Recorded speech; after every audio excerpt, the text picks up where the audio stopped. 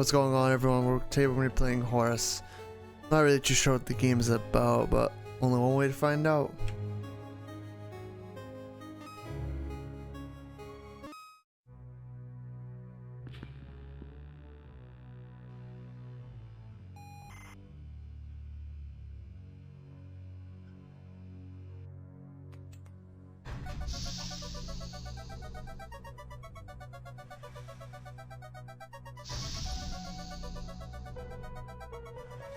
Oh, we're building a robot of some sort.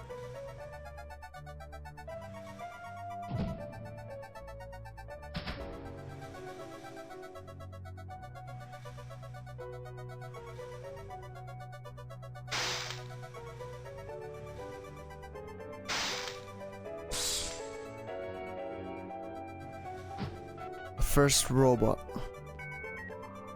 I think that's Horace, or...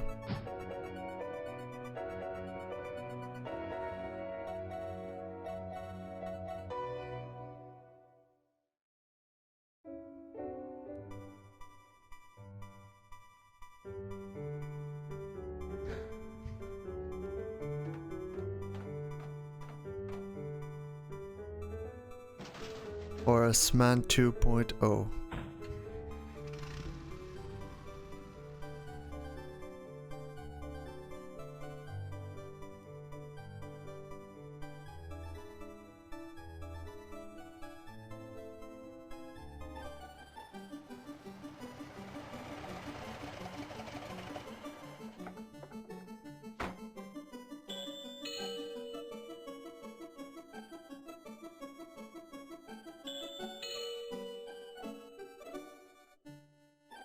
This guy's just enjoying his smoke. He doesn't give a shit about anything. This guy looks pissed.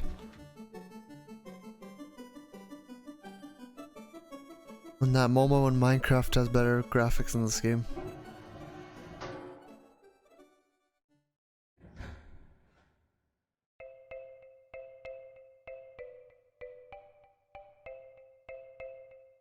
Zoom out. Alright. And so, I was born. The first people I remember seeing were the old man, the old lady, and their daughter, Heather. After they'd said hello, the old man powered me down so he could install some software. I could tell they were nice people. The old man didn't give me a silly voice or stupid personality. And the old lady didn't dress me like a clown. Although for some reason, Heather really didn't like me. Once I'd had time to get used to walking, the old man asked me to dash from one end of the room to the other.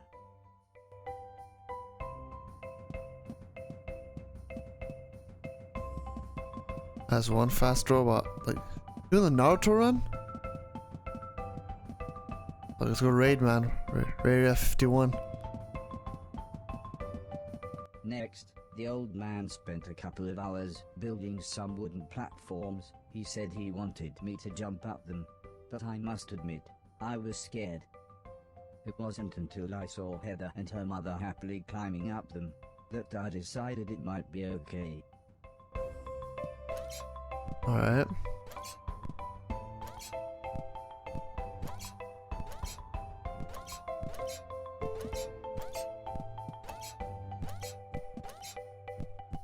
The old man then rearranged the platforms. He told me to try to reach the other end of the room without touching the floor. Heather said the floor's made of lava. But when I smiled at her, she just frowned and looked away. The old lady arranged some pillows and blankets. She said it was in case I fell, but I think she just wanted it to look more like lava.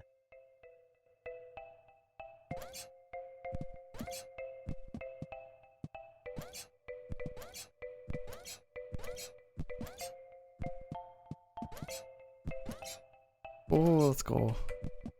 When I reached the other side, the old man just smiled and said, "That'll do, for now."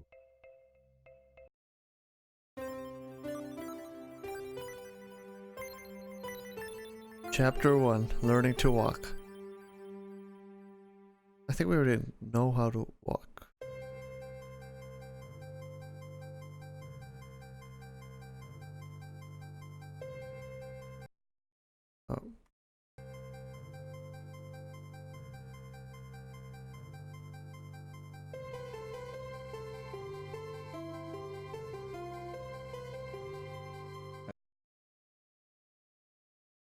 couple of days after those Sorry. first lessons, the family had a big meal, and I was introduced to everyone else. The professor was the old man's brother. He was very quiet, and always seemed to just kind of stare at me. He had lived with the old man for 5 years. The house was so huge they barely saw each other.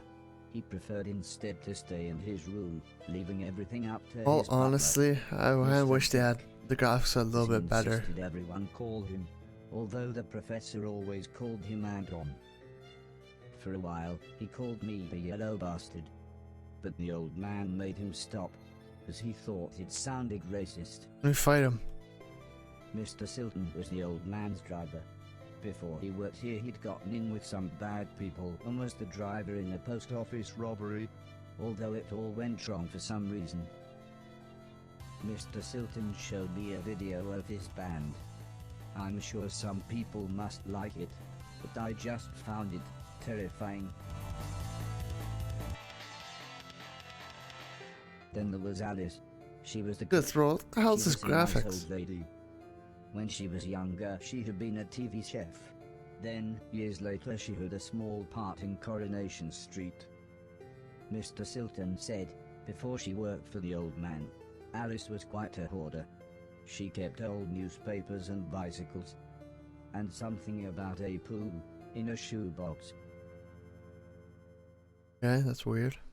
The next morning, the old man gathered everyone together to show them what I was capable of.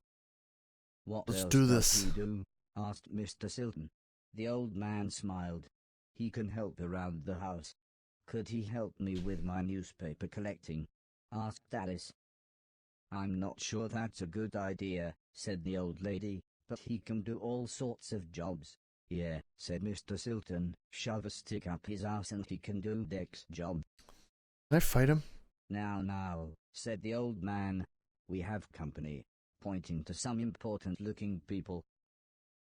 2 large men, both called Gary, set up what the old man referred to as lasers.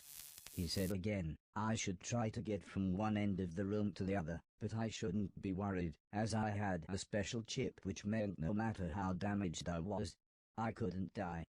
He said it was like infinite lives in a video game. But when he realized I didn't understand, he said he would explain another time. Alright, let's do this then.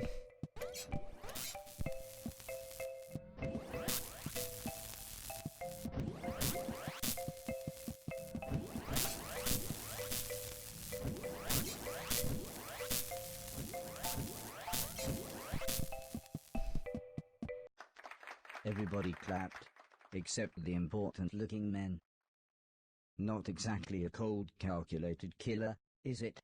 said the man in black. The man in grey laughed. "What kind of artificial intelligence was that?" he asked. "Move right, unless there's something in the way." Okay, said the old man. He turned to me and whispered, "They're going to make it quite a bit tougher. But I'm sure you'll be fine." Alright, let's see.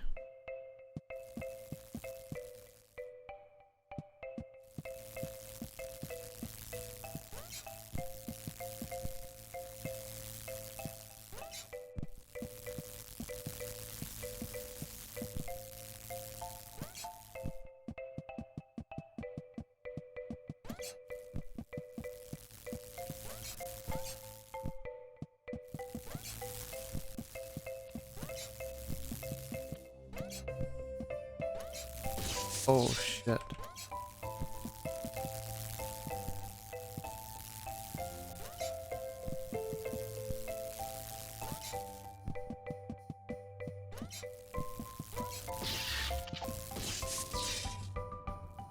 I'm doing really bad at this.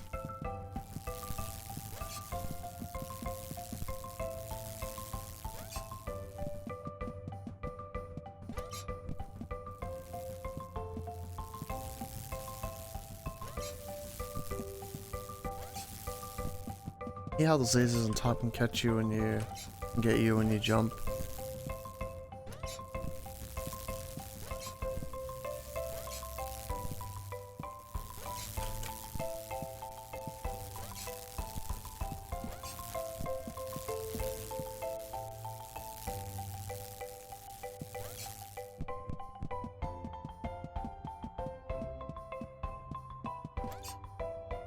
The Garys then rearranged the room one last time. Oh, The old man God. smiled.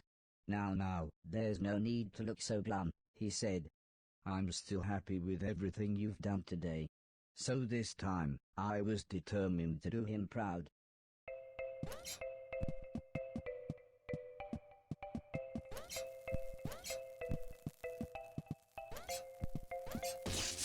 Yeah, okay. Oh, I did not.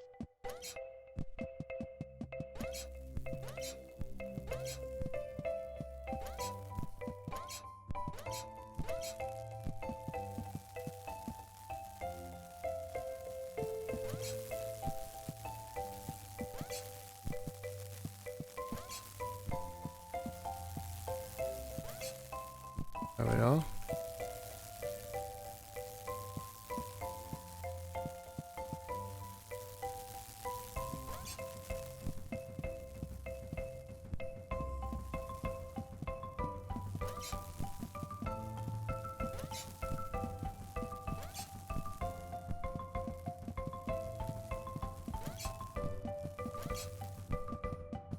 There we The go. old man's friends actually seemed quite happy when I made it through. We might have a winner after all, said the man in black. It's no Killbot 3000, but you can almost see the fire in its eyes. A couple of days later, the old lady said she had a surprise for me, my own room. She also wanted to play me some music. I wasn't sure after what Mr. Silton had shown me.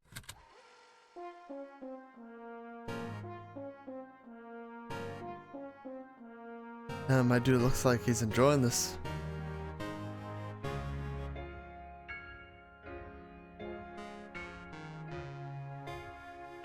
As if music wasn't amazing enough, the old lady then bought me a television set. I couldn't believe what I saw. I watched everything I could. Comedy, drama, horror, sci-fi. Anything anyone wanted to watch I would happily watch. Robot is spoiled. Then one day, the old man set up a small box. He plugged some cables into the television and said, "This is what I meant when I said video games." I played games at every chance I could. I took on everyone. I was unstoppable. I had enjoyed music, film, and television. But to me, video games really were the highest art form.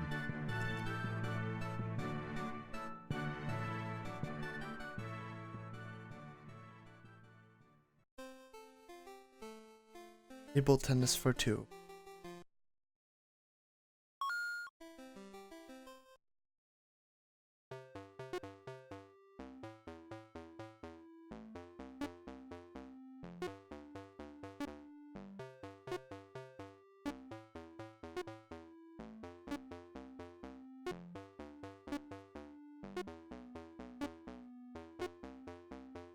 Come on.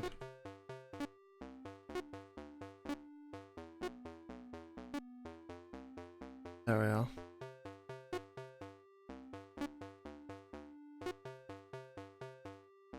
Shit.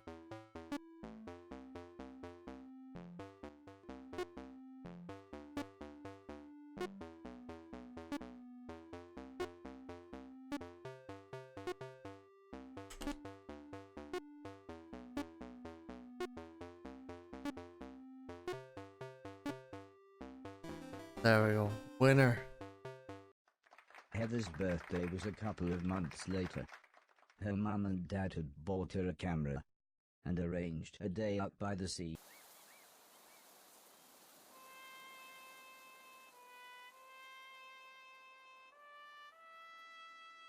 As the old man and I stood on the cliff tops, I could see something in the distance.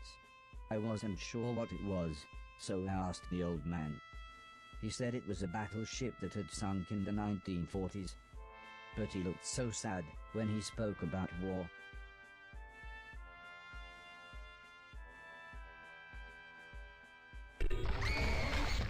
I didn't see what happened, but the metal platform Heather was climbing on had collapsed. She was safe, even if the rocks she was on looked very dangerous. The tide was rising, and we didn't know how long the Coast Guard was going to be, so I offered to climb down and get her. The old man agreed, but said I should be careful, as Heather doesn't have infinite lives, like I do. Do this.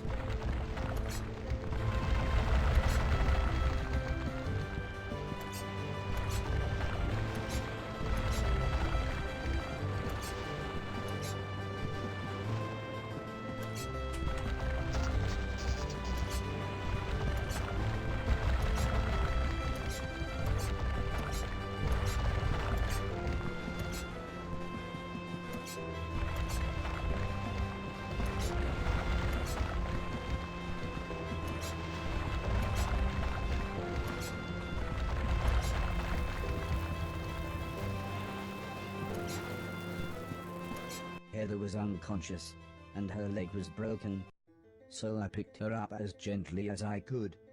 I decided it would be best if I didn't run the rest of the way.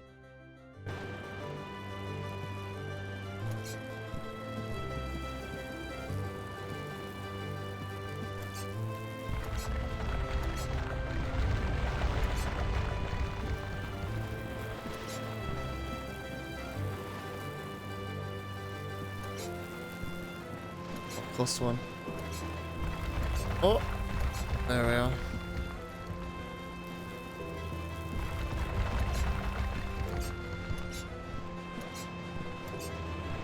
An ambulance had arrived by the time I had made it back to the cliff top. The medics made sure Heather was okay, and then took her off to hospital. A few days later, we all went to see how she was doing. She was fine, but would have to wear the cast for a couple of months. Oh yeah. She doesn't hate me anymore? The end.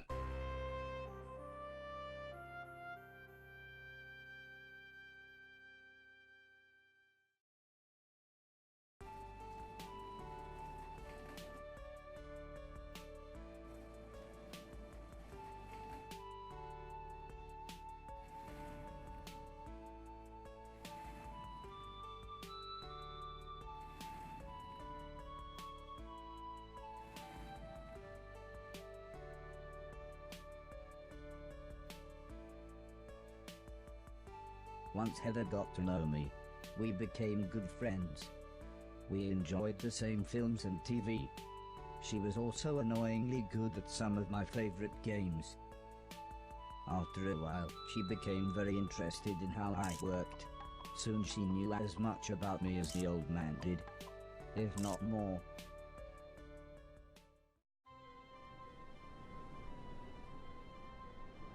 We spent the next couple of months visiting other countries, as when it came to teaching me things, the old man always liked to pick interesting locations.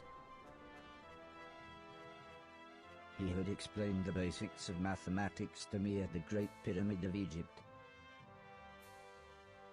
Taught me history in the dead of night, surrounded by mysterious giant stones.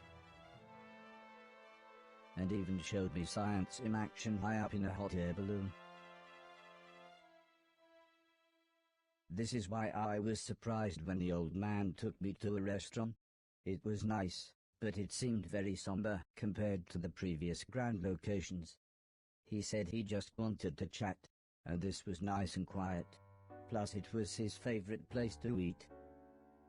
We talked about life, the universe, Douglas Adams, everything really. When I asked him why were we here, why did we exist, he just smiled and said, life is like a game, just don't expect to be finished anytime soon. When I looked puzzled, he said, well, everyone should have a purpose. So I asked him, what's my purpose? He thought for a bit, then said, so you want to be a real boy? Which just confused me even more. Eventually the old man said, for now, I want you to help clean things around the house. I must have looked unimpressed, as he then said, okay, I want you to clean 1,000,000 things. It didn't sound like the meaning of life. But I suppose you've got to start somewhere.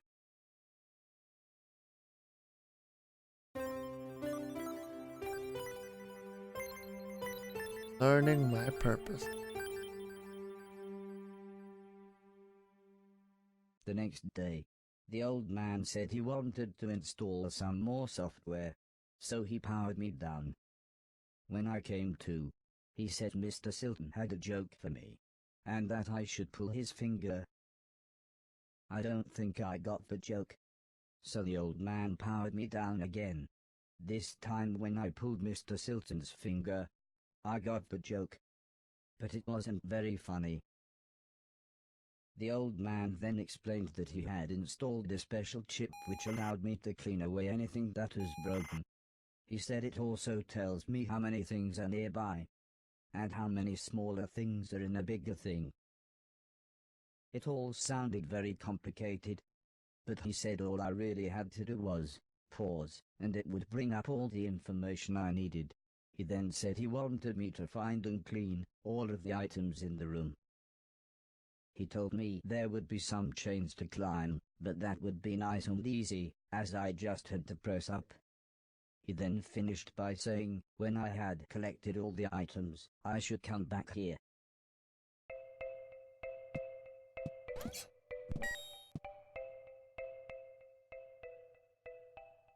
$130.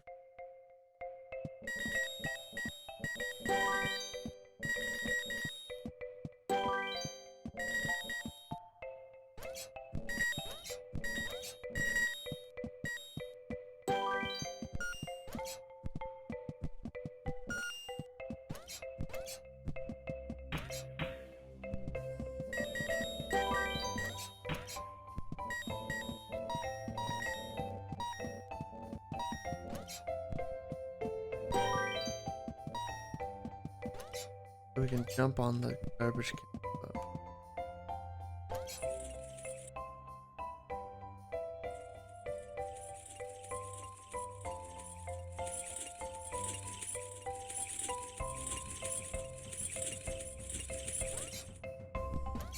Okay, wait.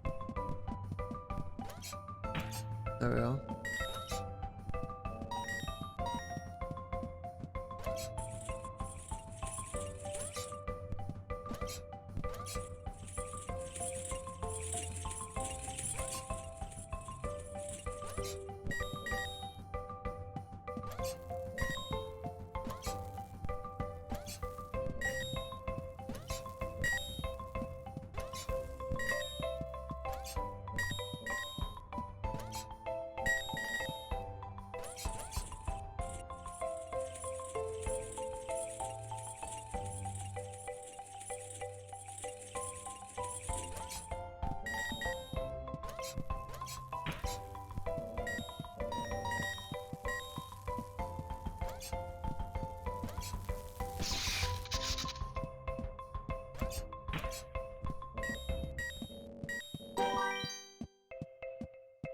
Junk collect.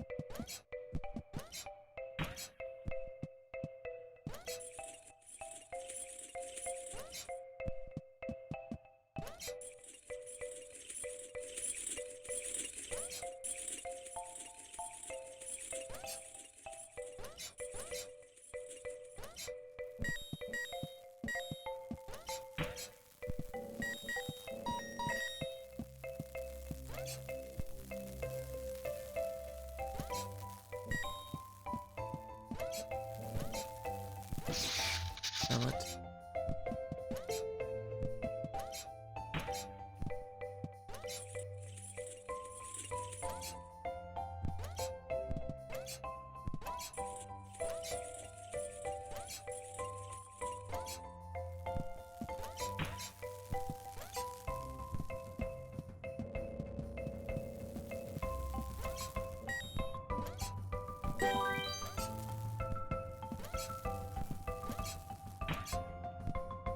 The old man then asked the old lady Heather and I to follow him outside.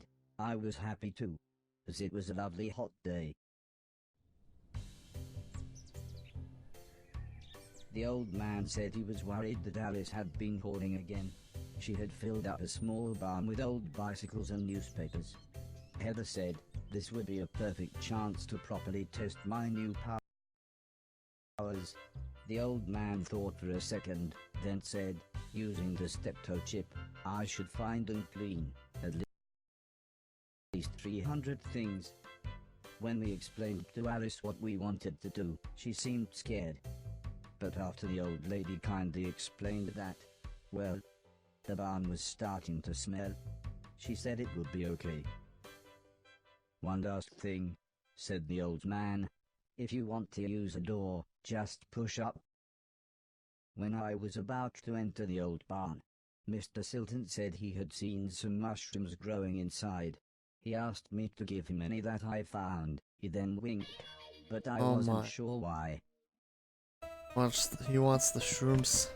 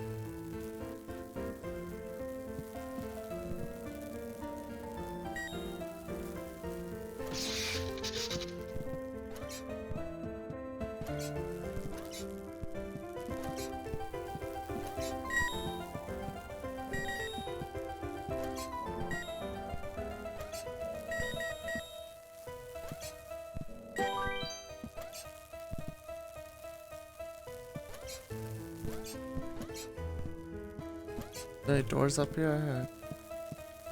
Pay attention.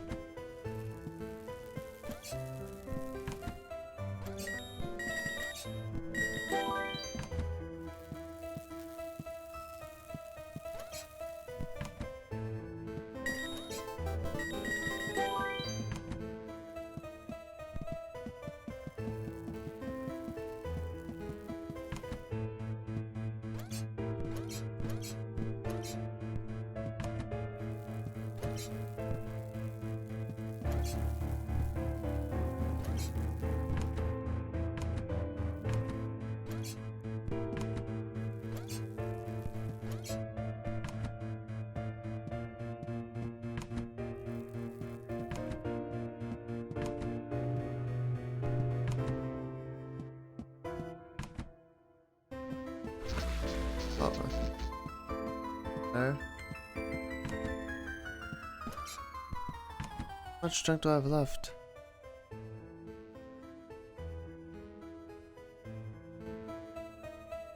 Is that all of them? The old man was very happy with everything that I had cleaned. But I think Mr. Silton was even more happy with his mushrooms.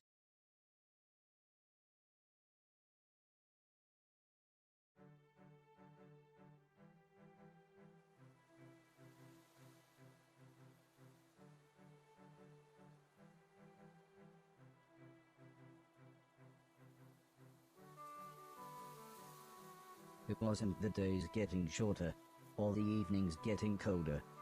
It was the falling leaves that really made me feel sad.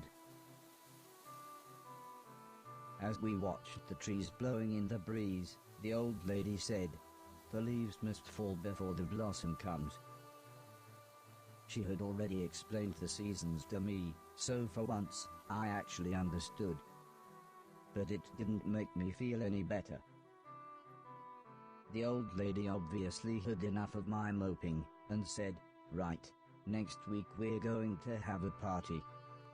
For some reason she insisted that we were all going to wear costumes. Heather was very excited and said, "I've got some perfect ideas."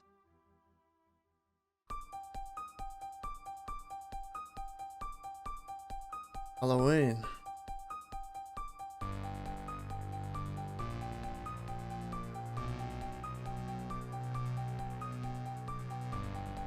Party.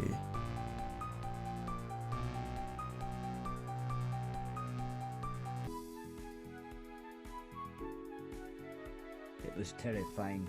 Everyone was dressed like someone else. I think I was meant to be some kind of pumpkin, as everyone kept shouting, "It's the Great Pumpkin." Still, at least Mr. Silton was having fun telling everyone his joke.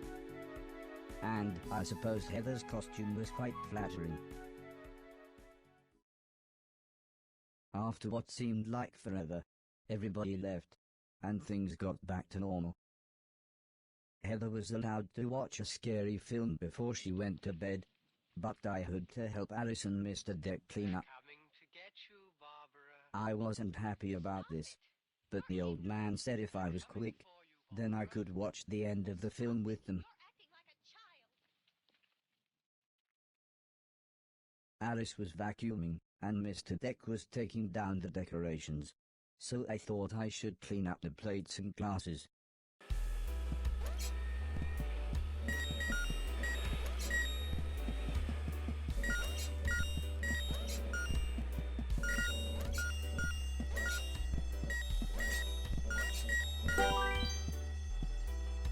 The ear-splitting sound was the fire alarm. As usual, Mr. Deck blamed Mr. Silton, saying he was probably smoking one of his jazz cigarettes. But then the professor appeared. He said that there was something burning in the kitchen. Alice looked confused, saying that she hadn't cooked anything since the morning. We were all surprised when Mr. Deck opened the oven. Inside was a large black cloak and a slightly burnt pair of men's underwear. Suddenly the old lady burst in. She looked terrified. She kept shouting, "There's someone on the roof." When we went outside, it slowly became obvious that it was Mr. Silton. He was completely naked and playing his guitar. He He smoked. shouted down, "When I finish this song, I'm going to fly." Uh-oh. The old lady said, "Oh my God, I know this one, there's only about 30 seconds left." The old man then quickly turned to me and said, "You know what to do."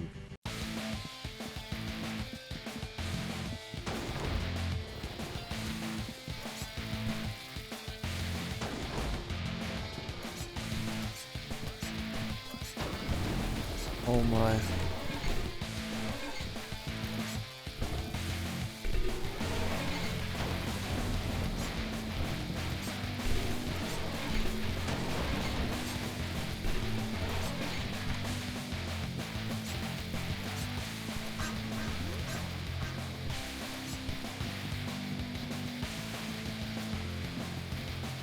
Uh-oh.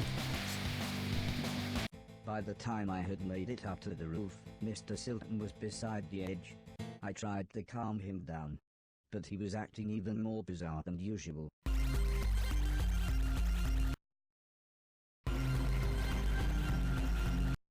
Sometimes when you take the mushrooms.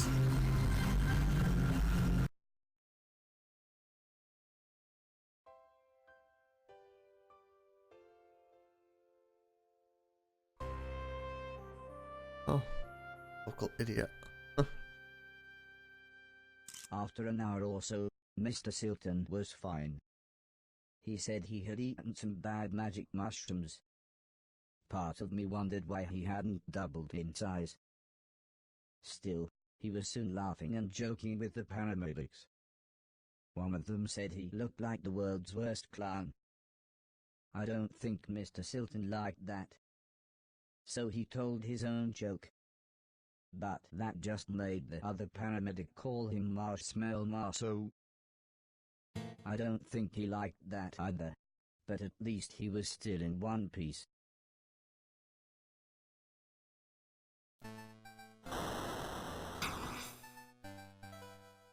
A month or so later, Heather and I were playing video games, when the old man said he wanted me to come outside.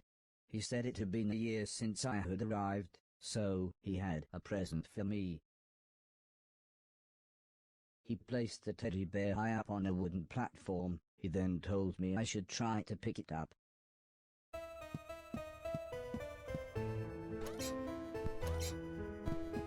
Try as I might, I couldn't reach the teddy bear. However, I still don't understand what happened next.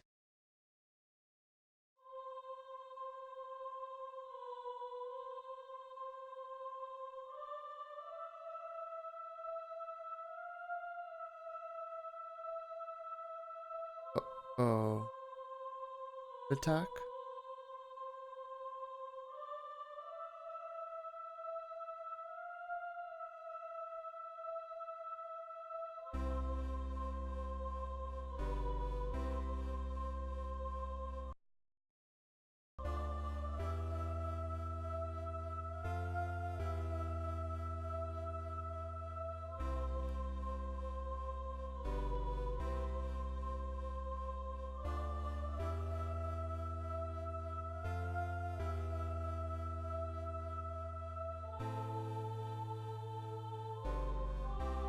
I like shut down or something?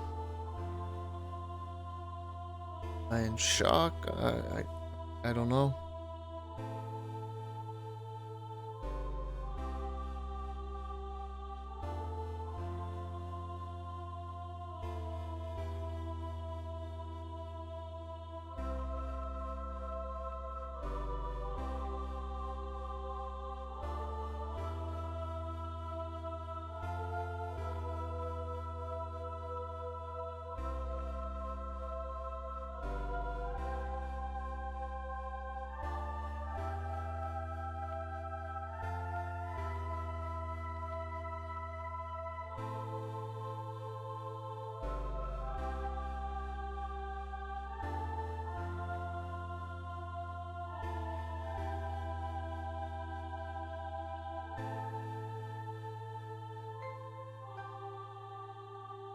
They're trying to reboot me, but weird.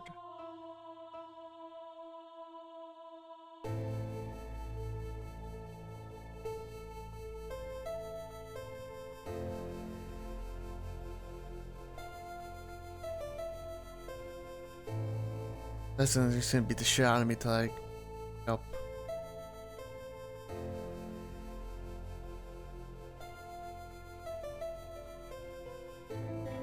Oh, there we go.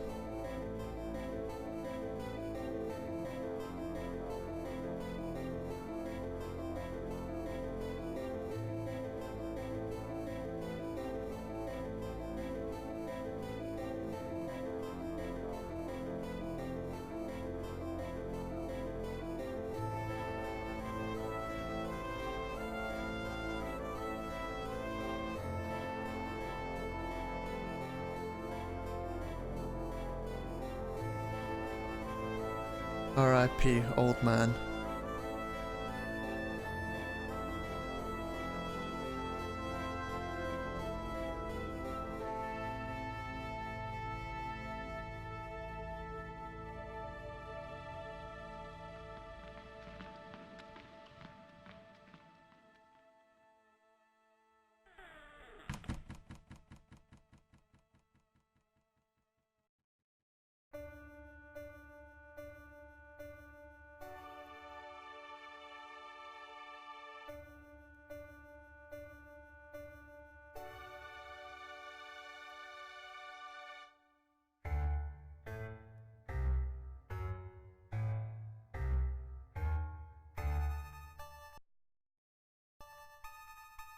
Guess we wait.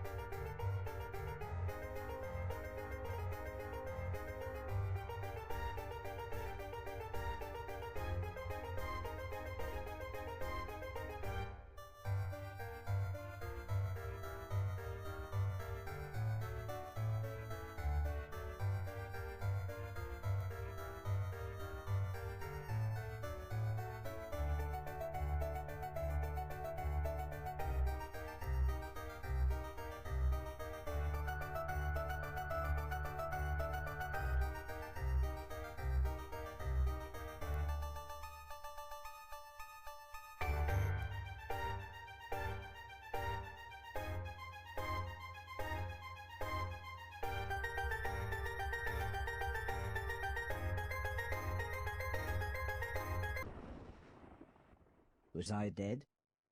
Was this heaven? It sort of looked like the basement bathroom. It was the shoes the old man was going to give me. I thought I might as well put them on. They were just the right size. The old man's hat fit me pretty good as well. I'm sure he wouldn't mind if I wore it. Amazingly, the shoes allowed me to defy gravity. Or maybe it was the hat. Us.